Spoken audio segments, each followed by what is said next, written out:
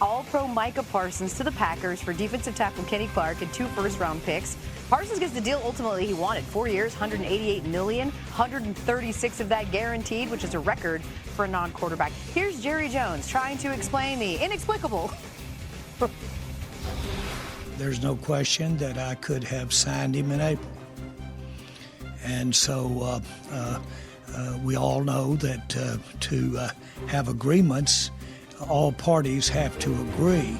I did make Micah an offer, and I honor the fact that it wasn't done in the way that he wanted to do it through an agent. There's not an ounce of vindictiveness. There's no bad feelings on my part about the fact that we didn't come together on an agreement. When you are talking about making a contract the kind that he got and for the future, that's quite a commitment. We have just decided that it was in the best interest of our team, and we can win in our minds more than had we gone the other route and signed. This gives us a better chance to be a better team than we have been the last several years since Micah's been here. Not any negative on Micah, but we're trying to get better. We're trying to stop the run and stay in the hunt. Trying to get better. On the scene, Cowboys reporter Todd Archer joins us now. As you continue conversations around the building, what have you learned that drove Jerry Jones to trade away his superstar edge rusher? Yeah, Kevin, there really wasn't one moment where the Cowboys said, okay, we just need to move on. You know, you talk to the people in the organization. Yeah, there might be some people that were annoyed at him lying on the medical table during last week's preseason game or some of his past practice habits. But maybe all of that stuff added up. But I think for the Cowboys, and Jerry Jones talked about it, he believes this was the best move for a team that needed to help stopping the run. You get Kenny Clark. This gives them some flexibility in the future with the 2 first-round picks that they've garnered here from the Packers, as well as the cap space that they gained from not paying Parsons. Now, the Cowboys have not been big spenders in free agency, that we know, so they might have to change their MO a little bit. But I just think that they were ready to move on, and it was a situation where you're 6 days out before you play the Eagles. Now they don't have to answer any more questions about Micah Parsons. Will he play? Will he not play? Now, though, it opens up some other questions. I guess it's just on the field now. Yeah, let's get to those questions. Again, as you mentioned, less than a week away from going to Philly to face the Super Bowl champs. How does the loss of Parsons affect the Cowboys' season and their outlook now? Well, it depends on who you ask, right? Outside the building, certainly the expectations are as low as they can possibly be, perhaps. But inside the building, you heard Jerry Jones say, this makes the Cowboys a better playoff team. Of course, they have to qualify for the playoffs. And I asked Brian Schottenheimer, what does this do for the Cowboys right now? And he said, nothing's changed. The goal is still win a world championship. They've not won one since 1995, as we all know. They're entering a season without their best pass rusher, but the power of positivity from Brian Schottenheimer, that's what's carrying them. We'll see what happens starting September 4th against the Eagles. All right, you can read much more on Todd's reporting at ESPN.com. Let's go over to Elle with more. Yeah, so this trade did have a major impact on the Packers' odds this season. They're now tied with the Lions as the NFC North favorites. They moved from 20-1 to 14-1 to win the Super Bowl, and they're now tied with Detroit as the second favorites to win the NFC. Just moments ago, Green Bay GM Brian Gutekunst took to the podium to discuss this huge acquisition. No, I think, obviously a player like Micah is very unique and very rare is it that they're available, right? So as this kind of came together, it was just one of those things where it was a unique opportunity for us, and it was going to cost, right? There was going to be some expense with it, but we just kind of thought it was the best thing for our football team, and we're excited to get him. We're excited to get him out there and get him with our team so that he can get up to speed as fast as possible. Obviously, you weren't here when they signed Reggie, but I'm sure Ron was here. Obviously, did they ever talk to you about what that meant? And is there maybe some parallels with Micah being? Yeah, I don't think there's really any parallels to that at all. I mean, again, I wasn't here, so it's hard for me really to compare that. different time. I think the Packers organization was in a different space at that time. So I can't really comment on that. Mike is his own man, and he's going to forge his own path here.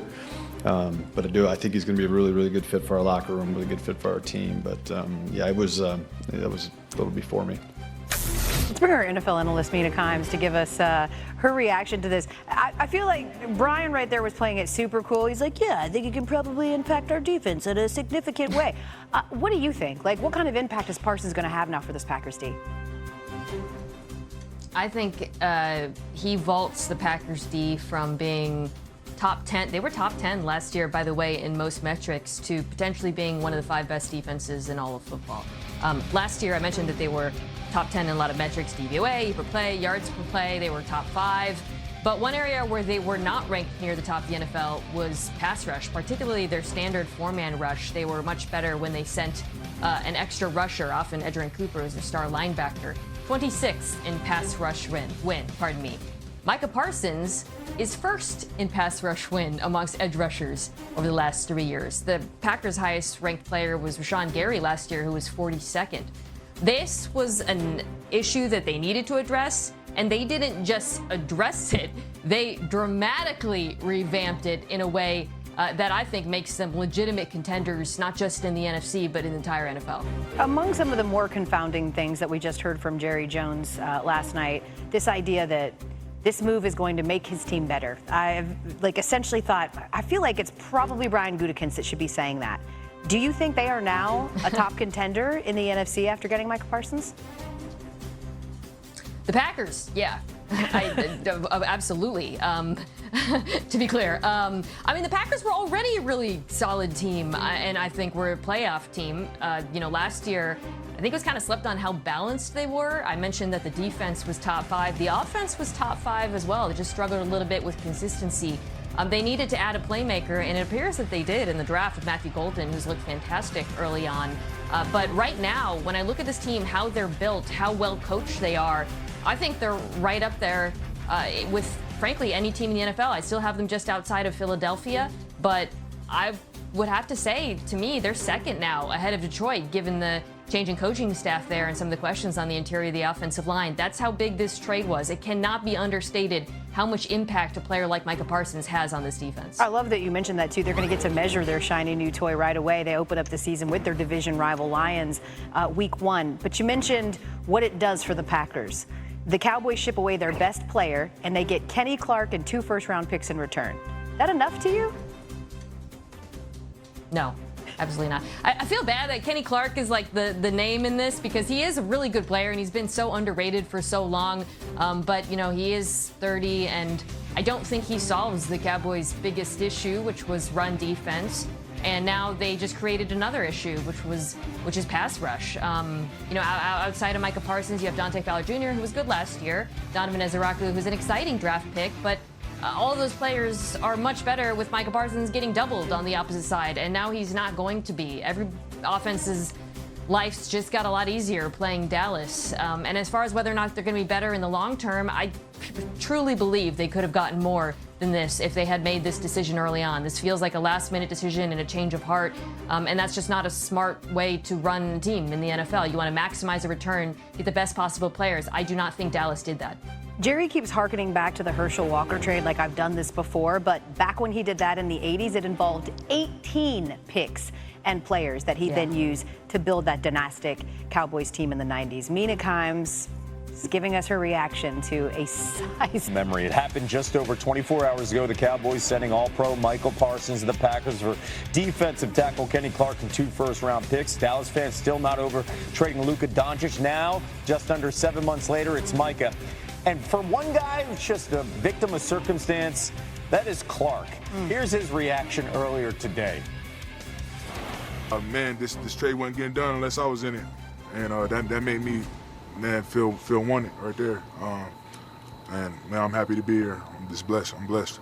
Nothing's changed. My goals haven't changed. Our team goals haven't changed. I hit the players on that today after I talked about, just the tough couple days for all the guys. And the standard is the standard. With all the new pieces and people we had in there, I needed to hit the goal, which is to win a